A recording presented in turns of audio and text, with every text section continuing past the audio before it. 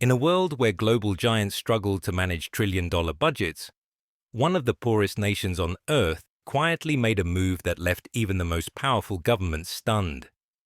With a GDP smaller than some tech startups and a population living largely off the land, Burkina Faso, a landlocked country tucked in the heart of West Africa, announced an $800 billion hydroelectric project that would light up not just its villages, but potentially an entire continent. The number sounded absurd. 800 billion? For a country where many families still cook over firewood and rely on kerosene lamps to see after sunset? The announcement didn't just raise eyebrows, it triggered disbelief.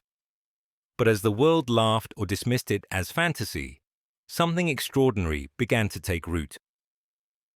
For decades, Burkina Faso had been defined by scarcity. Its landscape, marked by vast dry plains and rugged savannas, made agriculture difficult and life unforgiving. Most of its people lived in rural settlements where modern infrastructure never arrived. When the sun set, darkness wasn't a metaphor, it was reality. Homes went silent, children's studies ended, and hospitals became places of shadow where doctors sometimes operated with flashlights or candles. Clean water was rare, roads were unpaved. Electricity was a luxury reserved for the few urban centers where even there, blackouts struck without warning. Entire generations grew up believing this was normal, that survival, not prosperity, was all they could hope for. The outside world rarely looked their way unless there was conflict or crisis, and the inside world had almost given up hoping for anything more. Then came a soldier with a fire in his chest and a vision in his mind. Captain Ibrahim Traoré, young, determined, and defiantly proud, stepped forward with what many believed to be a fantasy. But he wasn't delusional, he was deliberate. Where others saw a nation buried under challenges, he saw a blank canvas ready for something revolutionary. While Western analysts crunched numbers and laughed at feasibility studies, Traoré walked along the banks of the Mohun River and saw energy. Raw, flowing, untapped. He didn't just want to light a few homes. He envisioned a new West Africa, powered by its own natural forces, unshackled from dependency and humiliation. The dream? To construct a network of 11 massive hydroelectric dams across the Mohun River, linked by an intelligent energy grid that would send clean power to 15 nations. Not as a gift, not as aid, but as proof. Proof that Africa could lead, build, and rise by its own hand. It was not just a construction plan. It was an act of rebellion against the idea that small countries must remain small in ambition, against the narrative that real progress can only come through foreign debt and external approval. Traoré didn't propose this project to impress the world. He proposed it to wake up his own people. Because before cables could be laid or turbines installed, something else had to switch on: belief. And somehow, it did. The plan was bold in its scale, but it wasn't fantasy. It was engineering with a mission. 11 hydroelectric dams, each an enormous feat of modern design, were mapped along the winding path of the Mohun River. These weren't standalone structures meant to power a few towns. They were nodes in a living system, designed to work together, sharing energy, balancing loads, and forming a single, interconnected energy spine for the region. Each dam would convert the relentless flow of water into electricity through turbines the size of small houses, all working in unison like the chambers of a massive, beating heart. The construction would be brutal. Burkina Faso's terrain isn't forgiving. Rocky soil, seasonal flooding, heat and drought all challenge progress. But concrete was poured, turbines arrived, and steel rose. The idea wasn't just to build dams, it was to build capacity, confidence, and something permanent. The rivers, once a symbol of natural beauty and forgotten potential, were now the veins of a new future. And those veins led to the brain of the system, the smart electric grid. More than just a tangle of cables and switches, this grid was a leap into the future. Powered by artificial intelligence, it could learn, adapt, and respond in real time. It would track energy demand across borders, anticipate shortages before they happened, and reroute power where it was needed most. If factories in Ghana surged during the day, or if a school in Togo needed extra electricity for nighttime exams, the grid responded instantly. It wasn't just efficient, it was intelligent. This wasn't the Africa many outsiders expected. This was an Africa wiring itself for autonomy, where power was no longer a question of luck or foreign grace, but of planning and precision. Then, something magical happened. Not in numbers, but in lives. In rural villages where firelight was once the only option, electric bulbs began to glow for the first time. Children opened their books after sunset. Women cooked without choking on smoke. Small clinics switched on refrigerators for vaccines and machines that beeped with life, not silence. For the first time, a doctor didn't need a flashlight to operate. A mother didn't fear the night because her child's oxygen machine wouldn't stop. These weren't headlines. These were quiet, radiant transformations, and they signaled a shift more powerful than policy. Hope, once something whispered, was now humming through the wires.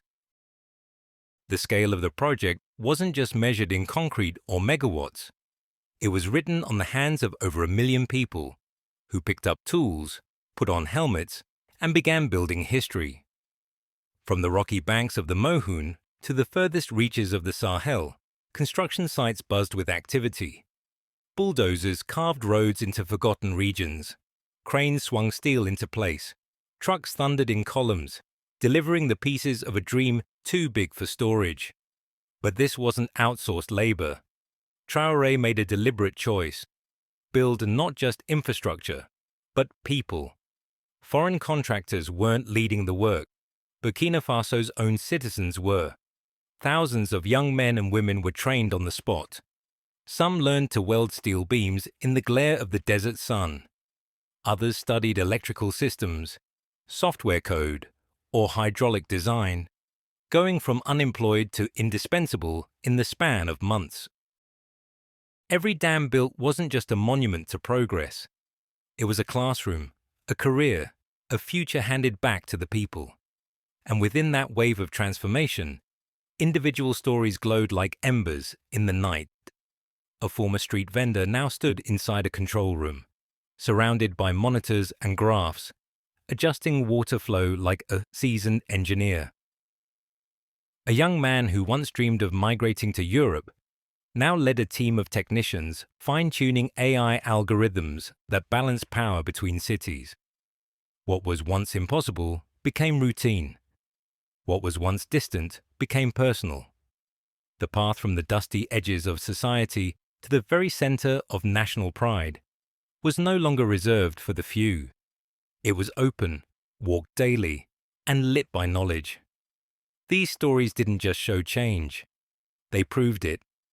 As the dams rose, so did the eyes of the world. But it wasn't the usual players who came knocking. It was green tech startups from Nairobi, solar panel manufacturers from Sao Paulo, clean energy think tanks from Havana. They saw in Burkina Faso something rare, a country not begging for help, but building a future. Around the dams, a new zone began to form. Part workshop, part lab, part frontier.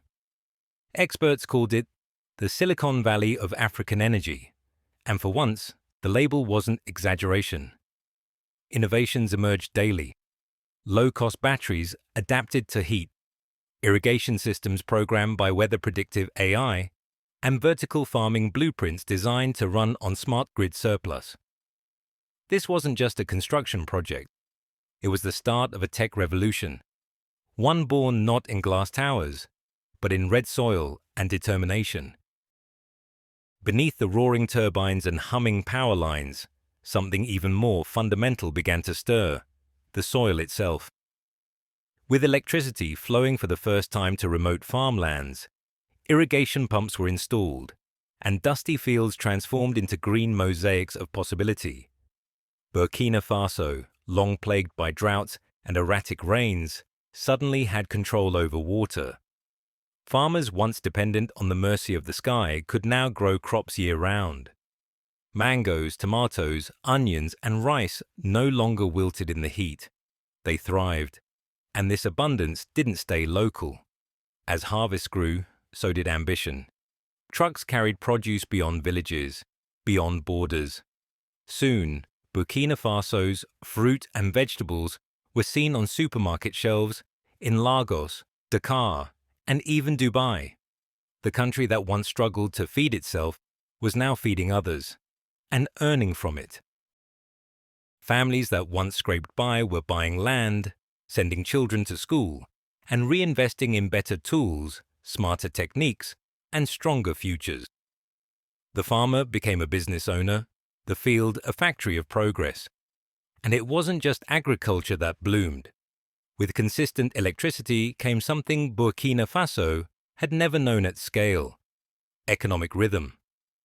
Markets, once dim and silent at dusk, now glowed with LED light and the soft buzz of mobile transactions.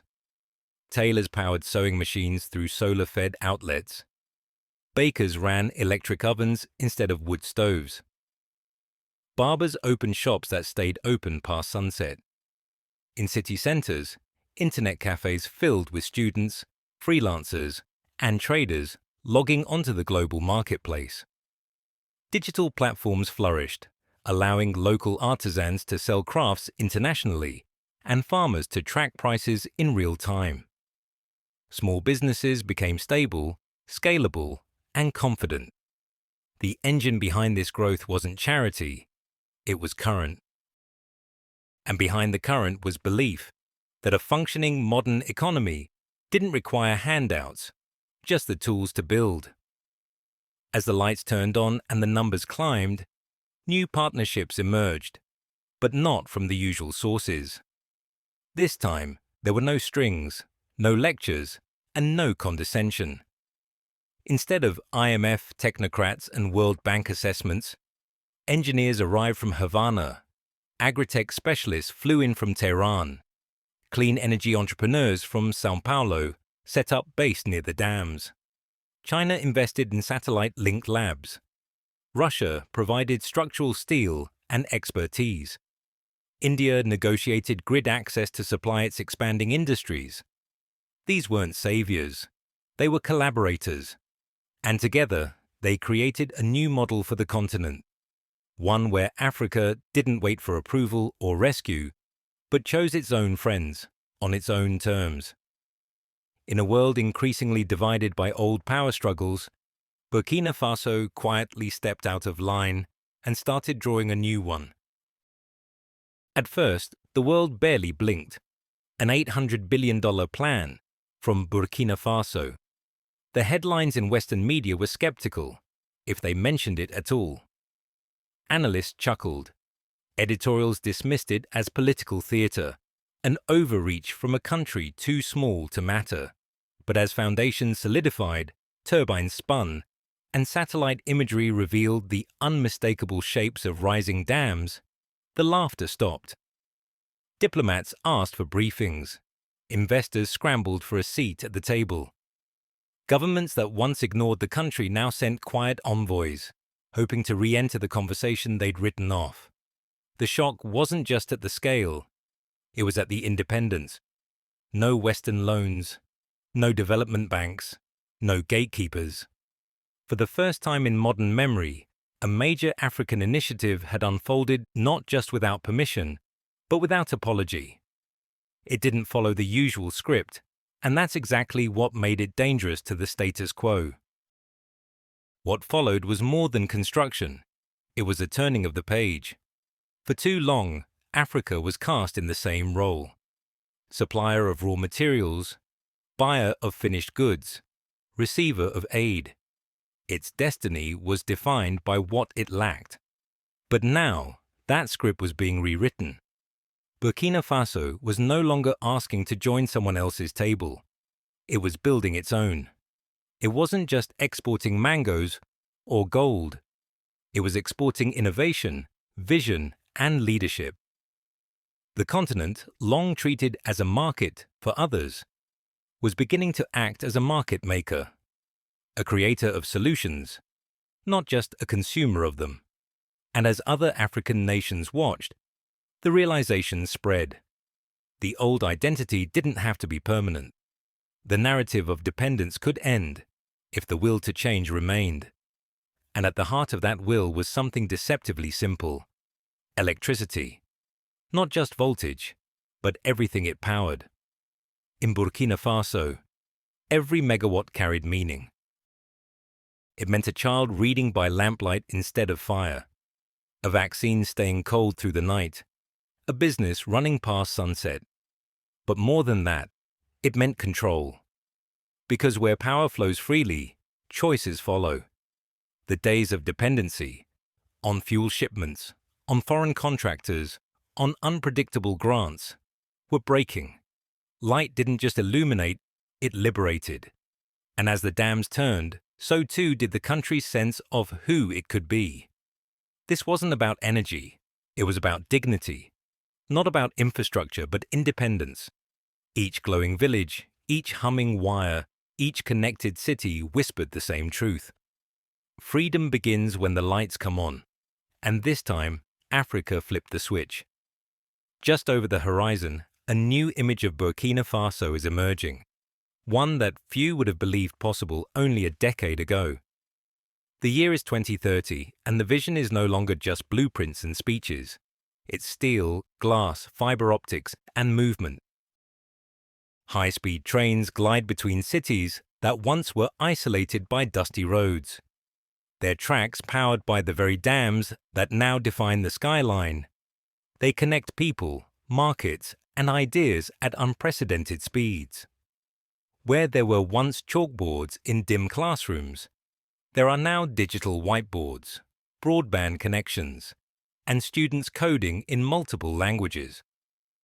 Education isn't a privilege, it's a given, and it's tailored for the world ahead, not the world that passed. In the middle of arid terrain, vertical farms stretch upward, glass towers growing rows of crops with precision irrigation and solar-fed lighting. They don't just feed people, they teach them how to thrive in a future defined by scarcity and intelligence. From the ground to the cloud, Burkina Faso is building something the world must now recognize. An African model of progress, not borrowed, not imported, but homegrown. And with that new reality comes a new posture. No longer at the mercy of outside interests, the country speaks differently. When it negotiates, it doesn't come with empty hands or a begging bowl. It comes with leverage, electricity, food production, a skilled labor force, regional influence. These aren't dreams, they're assets. Where once deals were signed out of desperation, now they're shaped by choice. Burkina Faso chooses its partners, not the other way around. The days of conditional aid and silent submission are fading into the rear view. In meetings with global powers, Burkina Faso no longer listens passively. It sets terms, defends its interests, and expects mutual respect.